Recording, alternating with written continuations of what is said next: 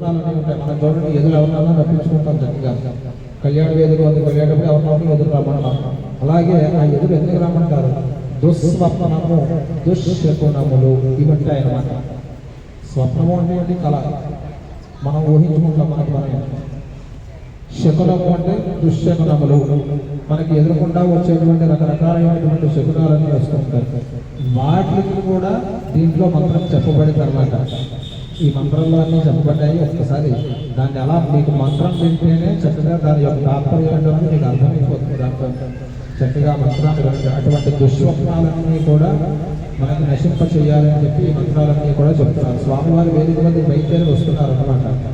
ఓం అనహరంబరే హరంబరే భాదంబరే క్షమం అనహోదంబరే హోదరో శమనేర జగసాగుణం ఆరాధ్య అజ్జరత్తారాత్మరసురస్వదే